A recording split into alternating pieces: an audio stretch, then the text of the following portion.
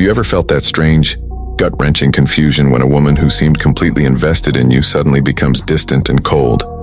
As if overnight, the rules of engagement changed, and you're left wondering what invisible line you crossed. The truth is far more profound than you realize. You're not just experiencing relationship turbulence, you're witnessing the ancient archetypal drama that Carl Jung mapped decades ago. What if I told you that in her unconscious mind, you're often just a pawn? A piece being moved across the chessboard of her psyche according to rules written long before she met you? This isn't about blame or pointing fingers. It's about understanding the deeper psychological currents that shape how women relate to men, how they love, withdraw, and connect, often without conscious awareness of the archetypal forces guiding their emotional responses. The pain you feel when she seems to transform from warmth to ice, from openness to mystery, isn't just heartbreak. It's the confusion of someone playing a game without knowing the rules. You've been trying to understand her words and actions at face value, but Jung knew that beneath the surface lies a complex interplay of ancient feminine archetypes that dictate emotional patterns in ways that modern dating advice completely misses. Today, you're about to discover the hidden archetypal forces that silently drive women's deepest emotional behaviors, forces that Jung uncovered through his analytical psychology. By understanding these feminine archetypes and the shadow aspects that emerge in relationships, you'll finally gain clarity about behaviors that have left you bewildered, hurt, and questioning your own worth. This isn't about manipulation, it's about illumination. To understand why you sometimes feel like a pawn in her emotional game, you need to first grasp Jung's revolutionary concept of the collective unconscious. Unlike Freud, who focused primarily on personal repression, Jung proposed that beneath our personal unconscious lies a deeper layer, a vast reservoir of primordial images and patterns he called archetypes. These aren't learned. They're inherited psychological structures that influence how we perceive and respond to the world. When you interact with a woman, you're not just engaging with her conscious personality. You're encountering the archetypal energies that move through her, some conscious, most unconscious, and this is where the game begins. The first key piece on this chessboard is the Anima-Animus dynamic. Jung proposed that men carry a feminine inner personality, the Anima, while women carry a masculine inner personality, the Animus. When a woman projects her unconscious animus onto you, she's not seeing you clearly. She's seeing aspects of her own masculine energy reflected back. Have you ever been idealized by a woman early in a relationship, only to later feel crushed under impossible expectations? That's her animus projection shifting, first seeing you as the embodiment of her ideal masculine, then growing disillusioned when you inevitably reveal your humanity. Consider how often you've experienced this scenario. In the beginning, she's fascinated by your strength, your certainty, your direction. She mirrors your interests, laughs at your jokes, seems to understand you in ways no one else has. Then, almost imperceptibly, she begins to challenge those very qualities she once admired. Your confidence becomes arrogance. Your focus becomes emotional unavailability. Your independence becomes selfishness. This isn't capriciousness. It's her animus integration process playing out through your relationship. When her animus remains unconscious, it often manifests as rigid opinions, moralistic judgments, and control disguised as care. You become the screen onto which she projects these internal conflicts. The woman who seemed so aligned with you begins to push against you, not because you've changed, but because the archetypal drama within her demands expression. The second critical element is the feminine archetypes themselves. Jung and his followers identified several key feminine archetypes that exist within every woman to varying degrees. Understanding these helps you see beyond her behavior to the archetypal energies at play. The maiden virgin represents potential, innocence, and possibility. When active in a relationship, this energy appears as idealism, romantic notions, and often unrealistic expectations. You might experience her childlike wonder and openness one day, followed by naive disappointment when reality doesn't match her fairy tale expectations. The mother archetype embodies nurturing, protection, and fertility, but also possessiveness and devouring control. When this energy dominates, You might find yourself smothered with care one moment, then feeling infantilized or controlled the next. Her nurturing feels wonderful until you realize it comes with unspoken expectations of dependency.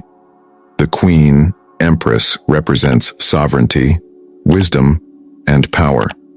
This archetype demands respect and recognition, but can manifest as entitlement or emotional tyranny when unconscious. You might admire her self-possession, while simultaneously feeling like nothing you do meets her standards. The wise woman, crone, carries intuition, foresight, and deep knowing, but also aloofness and emotional detachment. When this energy surfaces, she seems to look through you rather than at you, judging from a distance that feels impossible to bridge. And then there's what Jungians call the shadow, the repository of disowned qualities that contradict a woman's conscious self-image. The shadow contains everything she refuses to acknowledge about herself. If she consciously identifies as caring and nurturing, her shadow might hold coldness and abandonment. If she prides herself on honesty, her shadow might harbor manipulation and deceit. When you trigger her shadow material, often inadvertently through normal relationship dynamics, she doesn't experience it as her own disowned qualities emerging. Instead, she experiences you as the problem. Suddenly, you're making her feel insecure, unworthy, or threatened. You become the repository for qualities she cannot bear to recognize in herself.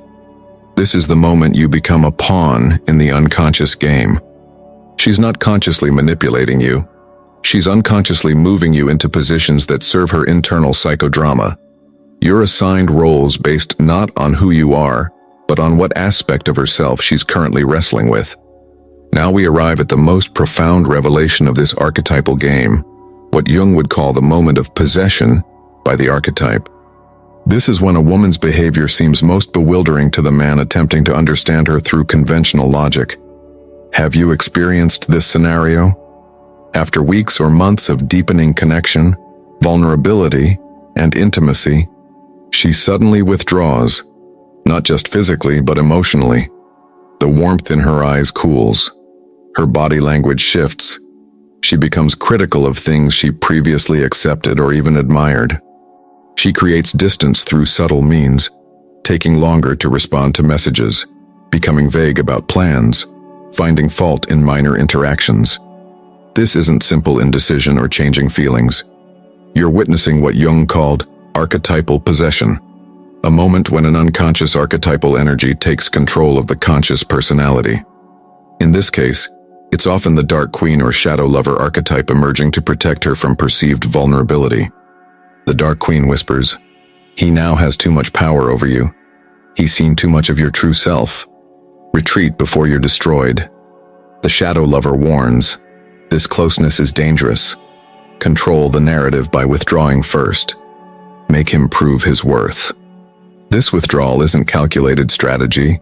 It's primal psychological self-preservation.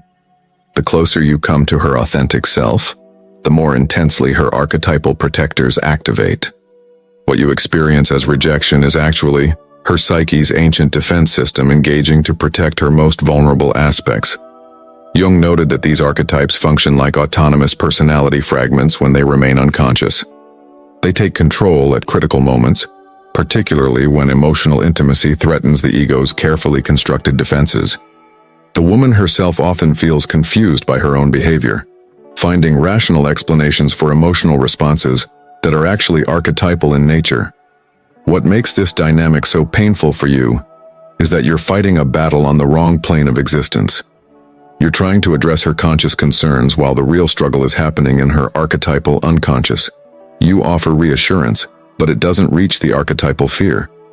You demonstrate commitment, but it doesn't satisfy the archetypal hunger for continuous proof. You attempt logical discussion, but archetypes don't respond to logic. They respond to symbolic action and recognition. This is why you feel like you're losing a game whose rules keep changing. The rules aren't changing.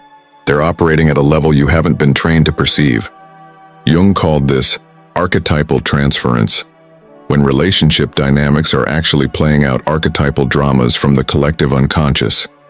The most painful truth is this: when a woman is unconscious of these archetypal energies, She isn't really seeing you.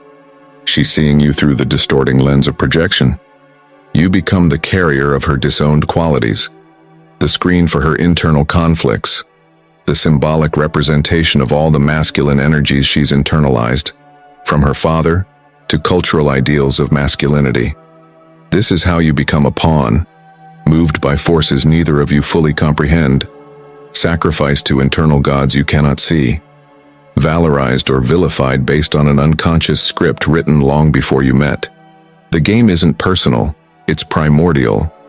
And until both players become conscious of the board, the pieces, and the invisible hands moving them, the game continues its ancient patterns.